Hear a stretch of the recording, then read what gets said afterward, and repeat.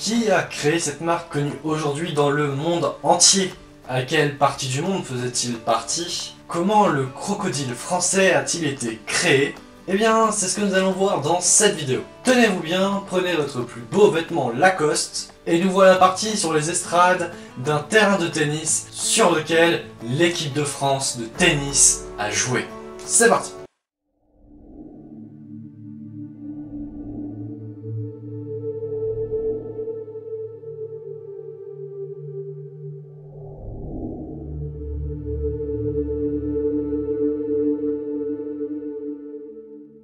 Bonjour à toutes et à tous, toute l'équipe de SSLS Studio espère que vous allez bien et que vous avez la forme. Aujourd'hui, une toute nouvelle vidéo YouTube.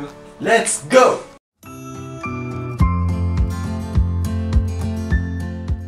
André Gillier, leader de la boutonnerie française, et René Lacoste s'associent et fondent en 1933 la compagnie Lacoste à la suite de la création de la chemise. Oui, la chemise n'est pas créée depuis si longtemps que ça finalement. Pour information, les vêtements tels que la chemise, donc tout ce qui est vêtements assez, très luxueux, sont inventés en 1871, donc ça fait pas si longtemps que ça. Donc ouais, ça fait maintenant 149 ans que la chemise existe. René Lacoste, lui, c'était un tennisman professionnel. Il domine d'ailleurs les palmarès mondiaux du tennis à ce moment-là. Il popularise la chemise qui était destinée de base aux joueurs de tennis pour les protéger du soleil lorsqu'ils jouaient sur les terrains en plein air, du moins pour protéger leur nuque. Mais elles sont également venues très rapidement vers les joueurs et joueuses de golf parce que eux aussi sont en plein air et forcément rester comme ça toute la journée avec le soleil qui tape dans la nuque, ça fait des coups de soleil. Et en plus de ça, René Lacoste avait lui-même sa femme Simone Delachaume, une championne du golf. Puis un catalogue est distribué.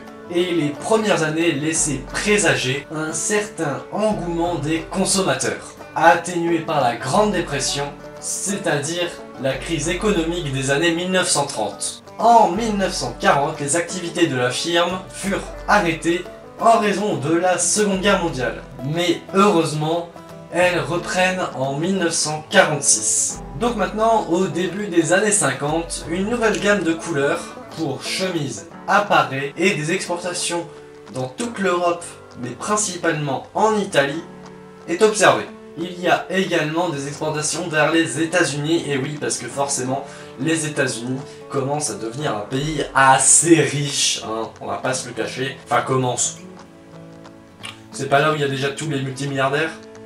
Maintenant, on passe 10 années après, on passe dans les années 1960, et là, la compagnie diversifie son offre de révolution. En effet, la Wilson T2000, qui est la première raquette de tennis en acier, est inventée par René Lacoste, qui est, je vous le rappelle, un grand joueur de tennis. Elle est inventée en 1953 et prend beaucoup de temps à être commercialisée. En 1968 maintenant, avec la participation de l'entreprise de parfum Jean Paroux, Lacoste met sur le marché le premier parfum de sa propre marque. Un parfum Lacoste pour les hommes.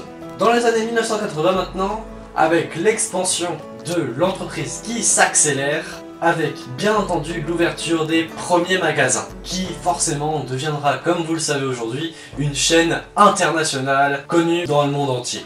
En 1985, Lacoste commence à rentrer dans les marchés des chaussures de sport. Le créateur de la marque Lacoste décède malheureusement le 12 octobre 1996 au Pays Basque, donc en France, de vieillesse à l'âge de 92 ans. Vers les années 2000, Chris Lemaire, créateur de sa propre marque depuis 1990, prend la responsabilité de la direction artistique de l'activité des vêtements de Lacoste. Pour ses premières créations, Lemaire opte pour une panoplie minimaliste et préppy, c'est-à-dire des vêtements que l'on pourrait qualifier comme des vêtements nobles, donc des vêtements qui peuvent montrer qu'on a beaucoup d'argent. Ouais, donc pour la faire courte, c'est des vêtements qui montrent qu'on est riche. Ouais, c'est ça, mais je l'aurais pas dit comme ça. Reprenons s'il vous plaît. Donc ces vêtements sont simples et fonctionnels. Ils sont inspirés des vêtements quotidiens et de l'héritage de la marque. En 2001, avec le rachat de la société Jean Patou par le géant américain Procter & Gamble, la chaîne Lacoste et cette dernière compagnie s'accordent à permettre à P&G la création, l'élaboration et la mise au marché des produits de beauté et de parfums de la marque Lacoste, bien évidemment sous la licence de cette dernière marque. On avance donc maintenant de 5 ans, on est donc maintenant en 2006. Et Prudence Millinery conçoit des bandeaux et des casquettes pour la maison de sport Lacoste à l'occasion de leur collection Printemps-été. Le 24 décembre 2012, ouais on avance de 6 ans d'un coup, mais bon on faisait bien 10 ans en 10 ans tout à l'heure, lors d'un conseil d'administration, un grand bazar se met en place. Des membres du conseil en virent d'autres pour finalement revendre leur part d'actions qui sont dans l'entreprise Lacoste à une société suisse nommée Mouse, qui elle n'avait rien demandé, clairement. Bon, suite à tout ça, la société Moss, n'étant pas très débile, propose à la famille Lacoste, donc aux descendants de René Lacoste, l'ensemble des parts qu'il avait recueillies grâce aux personnes qui étaient au conseil d'administration. Ce qui veut dire qu'il leur vend pour un prix assez grand de 500 millions de dollars une partie de la société de leur ancêtre ou de leur père ou de leur grand-père. Si tu vois ce que je veux dire. C'est quand même énorme. Ce retour à la famille fait monter la valeur de l'entreprise à plus d'1 milliard d'euros.